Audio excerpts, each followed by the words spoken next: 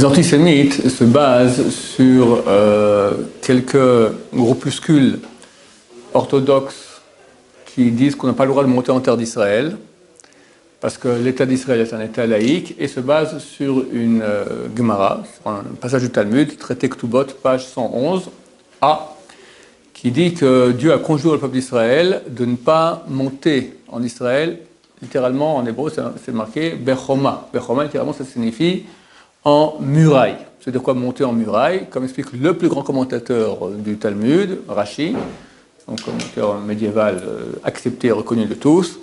Signifie, il dit Yachad, ensemble, Bekoach. Ensemble, Yachad, Bekoach, avec force. C'est-à-dire, on décide maintenant, voilà, ensemble. Donc, je sais pas moi, on est 15 millions de juifs, allez, pas tous, 3 millions, 5 millions, viennent d'un coup comme ça, par force, boum, ils prennent des kalachnikovs, et ils viennent et ils s'installent. Il est clair qu'il n'y a jamais une chose pareille durant l'histoire.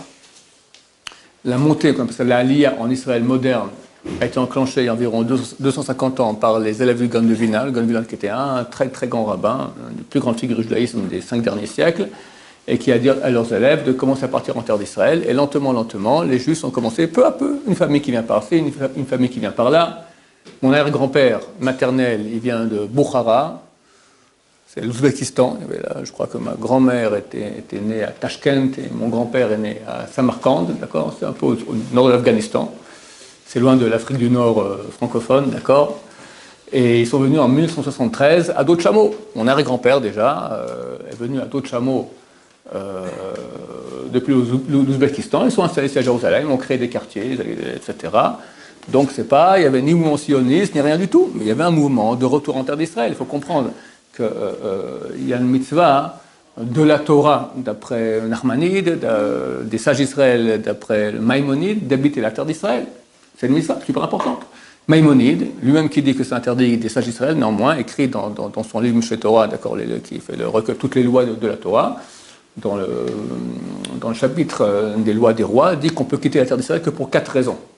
Pour se marier et revenir en terre d'Israël, pour suivre son rabbin, parce qu'on ne trouve pas un rabbin avec qui étudie la Torah en Israël, pour aller sauver les juifs de l'étranger, et si c'est la famille. Et tout cela, on finit notre mission, on doit revenir. Donc c'est clair que de tout temps, il y a eu un mouvement de retour en terre d'Israël, et vu que ce retour s'est fait peu à peu, avec l'acceptation des nations, jusqu'en 1917, il y avait l'Empire ottoman, et les Ottomans ont permis que les Juifs viennent ici. Au contraire, ils amenaient avec eux de l'économie, etc. Donc il n'y avait aucun problème. Donc ils sont venus de façon tout à fait légale.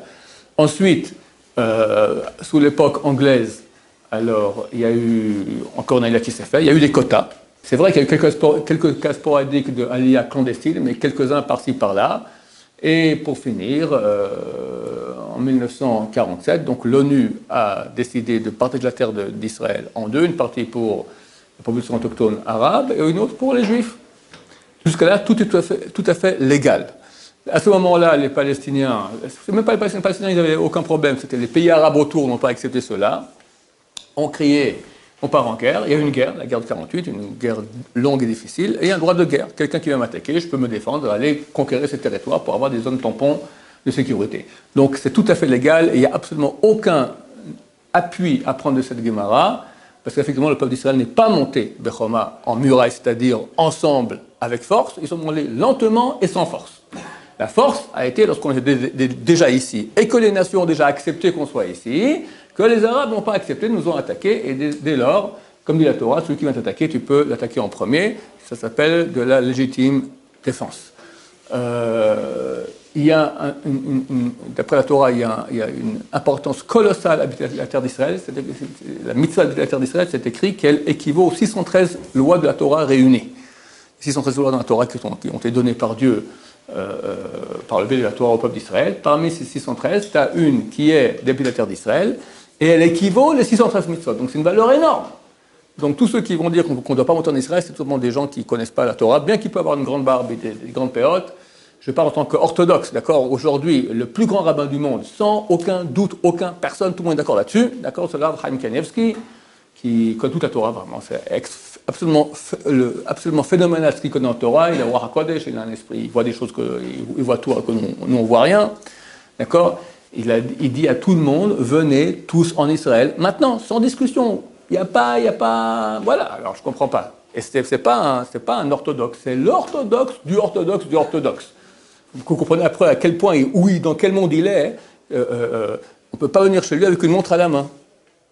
Parce que lui considère que c'est une façon féminine d'avoir, c'est comme un bijou, d'accord? Il est interdit d'après la Torah qu'un homme porte des bijoux de femme. Donc si un homme rentre maintenant maquillé avec des boucles d'oreilles comme ça, pour lui, même une montre, ça ne va pas. Donc c'est un black orthodoxe, d'accord? Il y a peu aussi orthodoxe que lui.